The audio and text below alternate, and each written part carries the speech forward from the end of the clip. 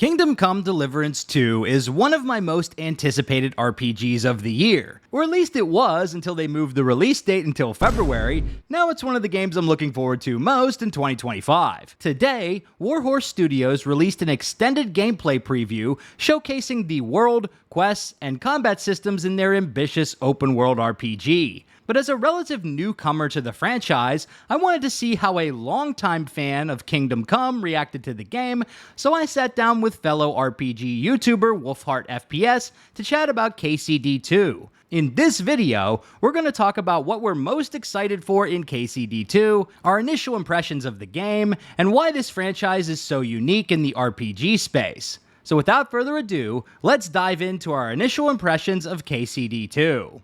To be honest with you, this is, I think, by far my most anticipated game of the future at the moment, at least games that are coming out in the next year or two. Yeah. This, hands down, Kingdom Come Deliverance II.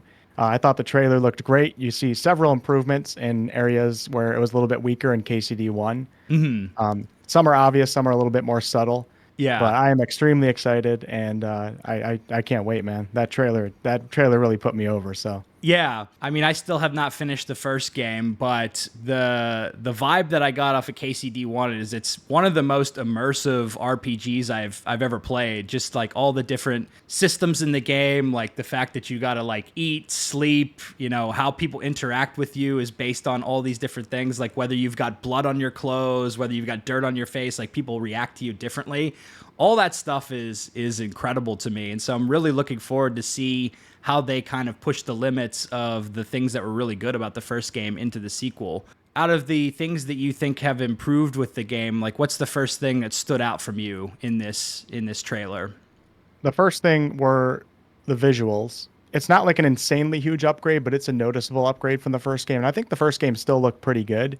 But the visuals and then the game overall looks much more smooth, I guess you could say. Mm-hmm. I kind of noticed that with one of the first combat encounters they showed, like right after you pull the guy out of the like shit pen and and Henry fights those like three guys. The UI looked pretty much the same as the first game, but it did like the animations and everything look smoother. I'm curious to see how that feels, because if I had one criticism of the first game, it's that the combat felt really clunky to me.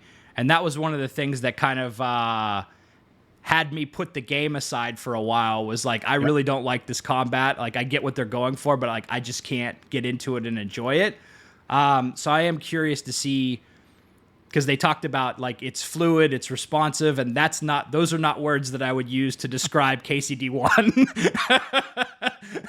Yeah, no, I totally understand where you're coming from. And if you're a new player to the first game, it takes several sessions in order to get into it and really see what this game is all about. And Warhorse really starts you off on a really rough note. Yeah. Because not only is Henry a peasant and bad at combat, the character Henry bad at combat because you don't understand the game, and on top of that, it's also a little janky and convoluted and perhaps overcomplicated, and there's not really good ways to practice things. Yeah. With that said, KCD2 looks smoother, the combat looks smoother, and I don't know if you noticed, but they have simplified a few things with the combat. And normally when an RPG or an action RPG, whatever, when they start simplifying things, I usually start criticizing, because it seems like it's going to streamline the game to, you know, try to reach a mass audience and therefore lose the charm that it used to have. Yeah. But I think for this game, they simplified a few things, and I think it's actually a really good decision on their end. And I think things are going to be explained a lot better in this game. Yeah, because that was one of the things that I felt like was a huge learning curve in KCD1 was the combat. One of the issues I ran into in the first game was you kind of get like a couple of sparring matches to practice the combat, like in Ratai and stuff like that. And then I remember one of the first battles I got, like real battles I got into, it was like a 2v1, and this dude's got like full chainmail and like a shield, and there's another dude shooting arrows at me, and I'm like, dude, I don't even have a grasp of the combat yet. I feel like I've been thrown into the deep end. So I didn't feel like they had the on-ramp to give the player an opportunity to learn, and maybe there's some quests I could have done on the side or something that would have given me a different experience. But Yeah, I think if they have done a good job of making this combat system more approachable in the sequel, I think that's going to go a long way to get people into the game, because it really does have so much to offer, and it's such a unique experience compared to other medieval fantasy or medieval RPGs that there's really no other game I've played that's like Kingdom Come Deliverance. Totally agree. And earlier you touched on the word immersive, and that's like the prime word that I use to describe this game. It's just total immersion into medieval life. And in the trailer, you saw a couple quests, like one, the guy grabbed the guy out of the poop. But then there was another quest that a lady was the victim of domestic violence. And you wouldn't think of that as a quest in like most RPGs, Yeah. but it's just a really real quest. And part of the journey is going to her house, hearing her story, going to find the husband. Like, it's quests that you would normally think of in like any fantasy RPG that we play. There's a Right. lot of traditionally you would consider mundane quests in other games, but in this game, it's so immersive that you're just totally engrossed in the role of Henry and being part of medieval life. And I think it's fantastic. Yeah, I'm definitely excited to see the scenarios they put us in, and I'm also really excited to see the reactivity of the world. And one of the things that obviously stuck out to me, because I love doing the worst playthroughs and the evil playthroughs and stuff, was they had that little compilation of Henry like being an absolute menace. Like, he's like completely naked. He sits down next to the guy. The guy's like, "Where's your clothes, Henry?" And he's like, "I was banging your wife or your mom," or something like that. And then he's fist fighting the guy. I was like, dude, this is gonna be awesome. Hey, did you forget your clothes somewhere? Oh, at your mother's place when I was shagging her. Yeah, Warhorse is good at, I think for this game, they're stepping up their game in terms of world reactivity for Henry's regular life, like the regular side quests and what Henry does on the day-to-day. I'm pretty sure the main story is probably still going to be mostly linear, like the first game was. Yeah. Historical fiction story. You can't control the outcome of the wars during this time because it's all based on, real history. Yeah. Yeah, and I think it's interesting too, because like you're playing a character who's not like it's not your typical hero's journey, right? It's not where you have this crazy power fantasy where your guy can go on and like kill an army of a dozen guys at once and like rise to the leadership from a peasant to being like on the throne. It's like, that's not what this game is. It is interesting to be like, okay, like Henry can be a hero in his own little story set against this bigger backdrop of forces that are like outside of his control, right? Yep, and I think it's great to experience stories like that. I always like kind of being the underdog versus being the hero that starts off in the story. Yeah. In KCD2, Henry has worked his way, spoiler alert, I guess, but Henry has worked his way up to becoming a knight sometime soon. And like you said, in the first game, he's just a peasant. Yeah. So it's going to be interesting to see how they handle that. I did hear from one of the content creators that played the game that Henry starts off with a shoulder injury or some type of injury. So you might end up feeling really stupid in combat again at the start of the game. But Henry should be a little bit more, this story might be a little bit more heroic than the first game. Yeah. Yeah, it's always interesting how games handle that in sequels. Like, because obviously a lot of times in the first game you will progress from not having a lot of skills. Then you've built out your whole skill tree. You've got all this awesome gear. I remember Horizon Zero Dawn, when they did the sequel, it was like Aloy had lost all of her gear or whatever. Because you got this like sweet armor set in the first game that you had to like do all these quests to unlock. And she had like all this awesome gear. But it's like an action game or an RPG. They want to have that progression for the character because that's like just an important aspect of gameplay. So they kind of have to start you out at the beginning again. So I'm always curious to see how they explain that with the story. Or you could just do the FF7 approach where they just don't explain it at all and you just are back to level whatever. What do you think about the release date actually being in February instead of this fall? Well, the first game launched in quite a buggy state. Even though I didn't play it back then, I looked up a ton of reviews and did a little internet research on that. So I think a delay is probably good because I want the game to be in as best of a state as possible. And I think part of the problem with KCD was its buggy launch, which even though it did sell, I think 6 million plus, which is really successful, I think that did have a big negative effect on the start of the game because janky combined with buggy combined with systems that aren't explained that well can be really frustrating. Yeah, that was That was another issue. Like, there's other games that have had that problem that I think are really good. Like Pathfinder Kingmaker was another one that was like, it had a extremely buggy launch. I wasn't playing it back then, but they had like ironed out the stuff before I played it. But that was a thing I saw consistently. It was like people were, and it had serious problems. Like you could brick your entire save file and like lose an entire playthrough of progress due to just something that's completely out of your control. When you have those types of like negative experiences with a game, it might bounce you off the game forever. So I definitely think it's good that they're taking the time to polish it. Also, it kind of looked like this fall was going to be very crowded for releases, so I'm wondering if some of the studios that have pushed their games back did that as like a tactical thing so that their game's not coming out the same time as another big RPG.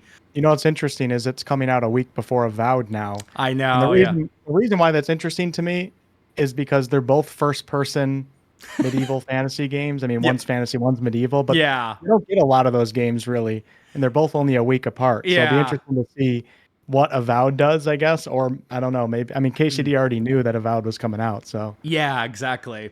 Yeah, that's going to be really interesting too. I think Avowed, they have confirmed that you can switch to third person as well. And obviously, I mean, it's going to be more of a fantasy game set in like the Pillars of Eternity universe. So, you know, it's going to be quite different. But yeah, it'll be fun to play both of those games. And I think, you know, for both of us, like February is going to be a busy month. Yep. Yeah, I'm just curious to see some of your reactions to the different like dialogue systems and choices that you could make in KCD2 that they kind of showed off in the trailer. I didn't pause it on many dialogue scenes, so I haven't really dissected it that much myself, but it did look kind of similar to the first game. It does look like you have a variety of different personalities that you can play Henry as. And I did see more reactivity in terms of the way that he did answer, but I'd have to look at the gameplay again to see like the specific. I was curious to see because both of the situations they kind of showed off ended in like a violent confrontation. And I kind of wonder, were those scripted and unavoidable confrontations, or those confrontations where like maybe he could intimidate his way through it, or you know, riz his way through it and kind of avoid violence in some of those scenarios. I always like games where you have the opportunity to kind of like silver tongue tuck your way out of situations and avoid a conflict. So, I think you will in KCD2 from someone who's playing KCD1 for the second time now. I think you will have those opportunities. I want to ask you another question. I'm getting like hyped up right now because you're a newer KCD player. I just want to turn this around and start asking you questions. So I'm assuming you haven't experienced alchemy yet in the game. You haven't experienced crafting. True. Have you ever seen crafting or alchemy in KCD1? Have you ever seen it play out? I haven't investigated it at all yet. I think that's something you can enlighten me on. Yeah, so alchemy is traditionally probably a rather boring crafting system in most games, but in this game, once again, bringing that word back, immersion, it is absolutely insane. You gather all the herbs, and then you have like your alchemy station, and you have to go through the entire process reading the directions for the potion that you want to craft. You have to get the right amount of herbs, drop it in, boil the water for a certain amount of time, mix it with this other one. It's actually insane. I highly encourage that you watch like a quick video. Yeah. Because it's going to be cool. Now, it's not insanely complicated. The directions are pretty easy, but your character actually has to look over and read the directions, and then look back at the alchemy station, grab what you have to grab, and go through all the steps. And it's so cool. And if your character is illiterate, which everybody starts off like that in the beginning of the game, it becomes even more complex because everything is dyslexic to you. And also, KCD2 is going to be introducing blacksmithing. Okay. So I think that's going to be highly interactive too. Yeah. Which I'm really pumped up for. And you can also like sharpen your sword and stuff on the wheel. That was one thing I saw. I used a grindstone.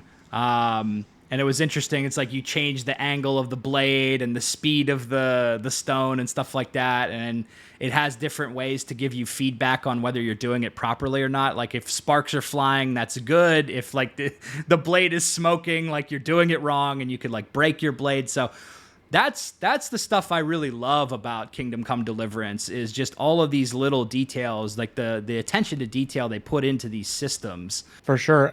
There's a quest in Kingdom Come Deliverance where you just go hunting rabbits with Sir Hans. I'm not sure if you did that one. Quest yet. Yeah, and that would be normally a really boring quest once again in another game, but the archery is so hard in the beginning. I didn't hit anything.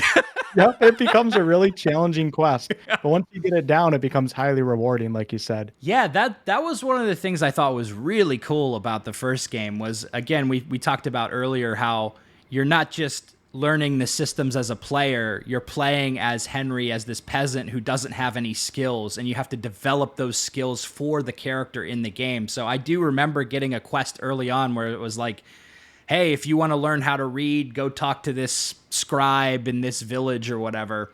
And, you know, if you try to pick up books and stuff, like Henry just can't read them, and it looks all scrambled on the page and stuff like that. So I'm curious what you think about the stealth gameplay. They kind of showed off a couple of aspects of being able to sneak into this ruins and almost like take out guards, like Far Cry style. What did you think about that aspect of both the first game and kind of what they showed us in the sequel? Yes, I didn't do too much stealth in the first game, only a little bit, but it looks really, really fun in the second game. And also, they now have like a stealth mechanic where you can kind of see if you're about to be caught or not caught. That's something they didn't have in the first game. There's like little rabbits on the top of your screen. Yeah. Yeah. So they have that, which I think is actually probably going to be a positive improvement for the stealth mechanics. So I might just do a stealth build on my first run. I'm pretty excited. You know what's really cool? I don't know if you noticed this, but if you take your chainmail off in KCD1, your noise level goes down. Mechanics like that are just so awesome. Yeah. And so much fun in a game like that that's focused on immersion. So Yeah. I always take my chainmail off and then I start sneaking around. Yeah, that's awesome. Yeah, I like those little details in the game. Like even the one thing that really stuck out to me was like, oh, if you're sleeping in a bed, you have to take your boots off and like stuff like that. Like there's just little details that they put into the game are really cool. And I know some players may end up finding these details tedious and maybe they won't enjoy these aspects of it, but I think for people who really enjoy stepping into a role-playing game and like really trying to immerse yourself in the world and the characters and everything, I think these kind of details really add and enrich the experience. Looking at the next 6 months of game releases, where would you rank Kingdom Come Deliverance II? And are there other games that you're, very interested in or excited about? KCD 2 is definitely number one on that list right now. The first game was just such a special, unique experience. I think about it all the time. So I'm really excited for KCD 2. I'm also excited for Avowed. I just think it might be more like The Outer Worlds, more of a mediocre average experience is kind of what I'm expecting. I'm hoping that it's better than that. And Dragon Age the Veilguard's kind of up in the air right now, although the recent trailer and also they just put out an RTX trailer today that showcased some mage combat. I thought that looked pretty good too. Yeah. So I'm definitely excited for both of those games, but KCD 2 is just like the game that I'm the most confident in. I think Warhorse is a great studio. They have a vision, they're sticking to it, and they're doing it. So yeah, I have to agree with you. I think this is probably going to be the best RPG game that comes out in the next 6 months. That's kind of my prediction. I guess we'll see what happens. I am excited about the Veilguard as well, or at least cautiously optimistic. I do think I regained a little bit of confidence now seeing some of that mage gameplay, because it looked a lot better than the rogue gameplay. I was kind of like, they should have put this out in the initial reveal. And I'm definitely excited about Avowed as well, because I did like the world that was built in the Pillars of Eternity games. Are you going to play the Starfield DLC? Actually, do we have a release date for that yet? September 30th. September 30th. Okay. I think I might. I've been hearing better things about the game over the past year. Yeah. My first impressions of Starfield were not the greatest. I kind of played through the main story and then I quit on the final mission. Yeah. But I was thinking about coming back. They're going to have like cars now. Okay. Or vehicles, I think I heard, to travel some of the planets. And there's a survival mode, which makes me a little bit more immersed. Yeah. Help my engagement levels. So yeah. I think I might. How about you? Yeah, I'll probably give it a shot. Doesn't seem like there's anything else major around that time of September. So like, I'll probably give it another shot. But I think my expectations are about as low as ever, because I was very disappointed with Starfield. I didn't have high expectations going into it, but it didn't even meet my kind of like mediocre expectations. I was like, I think this game will maybe be like a 7 or an 8. So there you have it. My discussion and reaction to Kingdom Come Deliverance II with WolfheartFPS. I've put links to his channel in the description box, so be sure to check him out and give him a subscribe. If you like this video, be sure to subscribe to my channel as well for more RPG videos. And as always, big shout out to all the channel members for supporting my content. Until next time, this has been Big Dan. I should go.